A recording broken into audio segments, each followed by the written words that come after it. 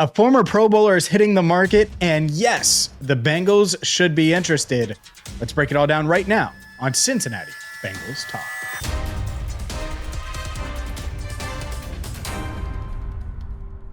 Hi again, everyone, and welcome in to CBT. I'm James Rapien from BengalsTalk.com. Make sure you hit that subscribe button, ring the bell, join the 55,000, that's double nickel, people that have already subscribed on YouTube, and make sure you follow us wherever you get your podcasts so you can take Cincinnati Bengals Talk wherever you go. Take us with you.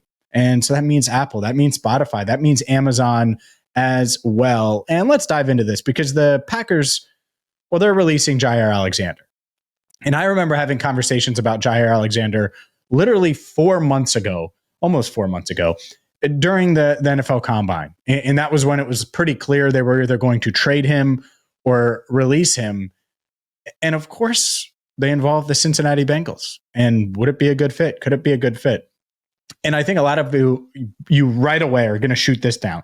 There's no way the Bengals are going to sign a 28-year-old cornerback that's a former Pro Bowler that has only played in 14 games over the past 2 years.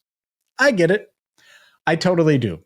But there are reasons why this could happen, and it definitely should happen. That's what this video is. I can't get inside the mind of the Bengals and make them do things. This isn't Severance. But what I can do, does that reference work? Kind of does. I finished Severance, by the way, so clearly fit that reference in there. But I do think that they should be interested. And they should be interested because they haven't done anything in the secondary. I think that's the big thing here. The Bengals haven't done anything to bolster their secondary. What they've done is they've said, we're going to play better with a new defensive coordinator. They brought back Chuck Burks, the cornerbacks coach, which I believe in. I think he's a really good coach. You saw a glimpse of that on Hard Knocks ahead of the second Steelers game, and the defense stepped up, by the way. But there's question marks all over. Dax Hill is my guy. He's coming off of the ACL and hasn't been cleared yet. Cam Taylor-Britt had a roller coaster 2024 after everyone thought he was going to take a Pro Bowl step forward. DJ Turner didn't finish last season. Question marks there. Jaire Alexander, would he have question marks? Absolutely. But you know when he's on the field, he's a Pro Bowl. You know when he's on the field, he's one of the best cover corners in the game. What does Al Golden want? Wants guys who can cover, baby. Jaire Alexander does that. Alexander's represented by former Bengals, John Thornton, Charles Fisher.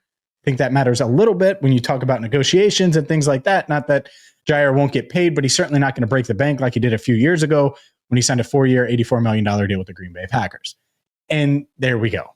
So I think from a fit standpoint, it makes a lot of sense because the Bengals didn't add to their secondary. They didn't add a safety. They didn't add a corner. They didn't add talent.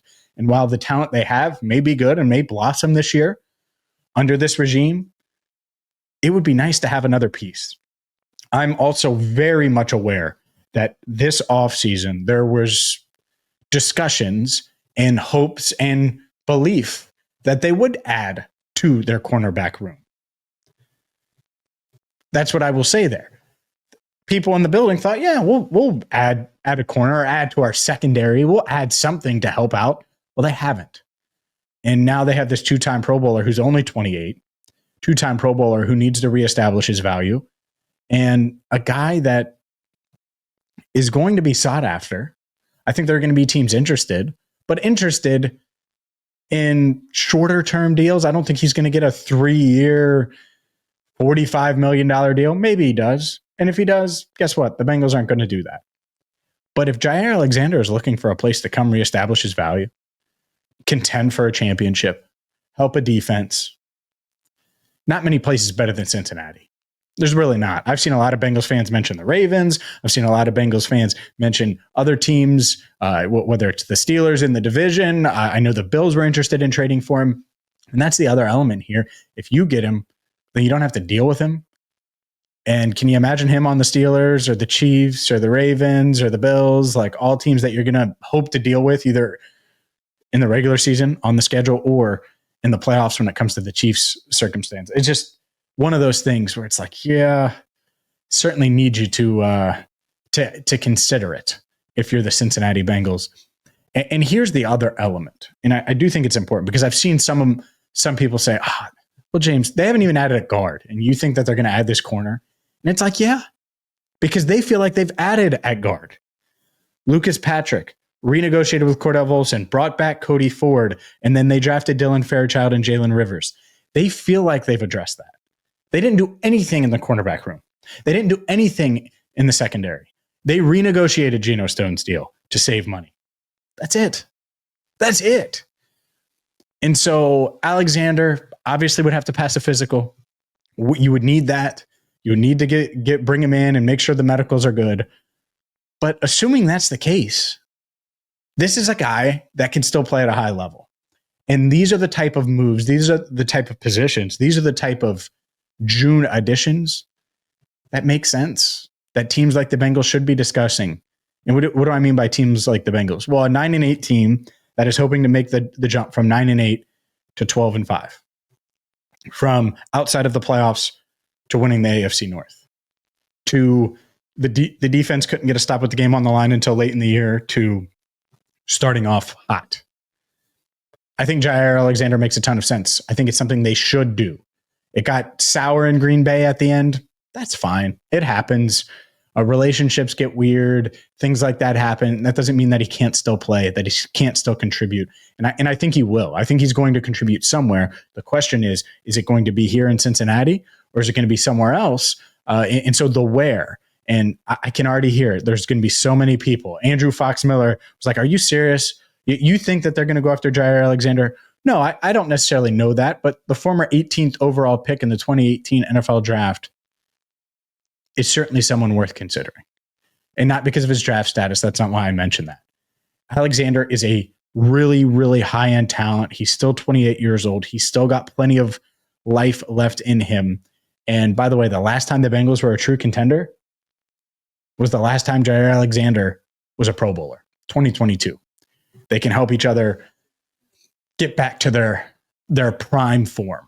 And I think that this is a conversation that Duke Tobin, that the Bengals front office, that they should have, because it probably won't break the bank.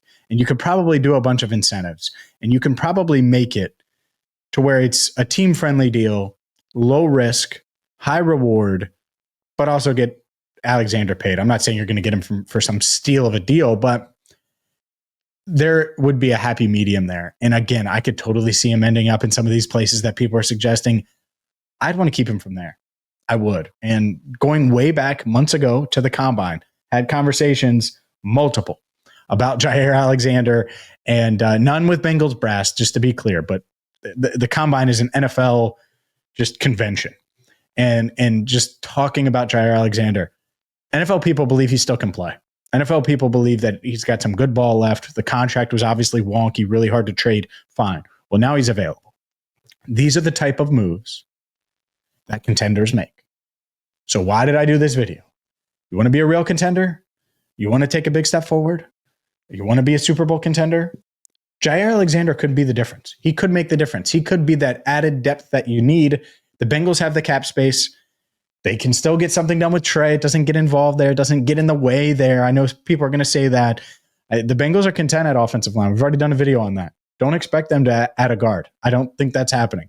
Corner, we'll see. Someone like Jaire Alexander would make a ton of sense. We'll see if they do it. Bengals, this is the reminder to do it. We're going to have you covered all week long. Bengals minicamp starts on Tuesday, lasts till Thursday. We're going to hear from Joe Burrow, Al Golden, Dan Pitcher, Zach Taylor. It's going to be a fun week here on Cincinnati Bengals Talk. So make sure you hit that subscribe button on YouTube, follow wherever you get your podcasts. And we also have Enter the Jungle on Tuesday night. I mean, we are loaded this week. It is a big Bengals week.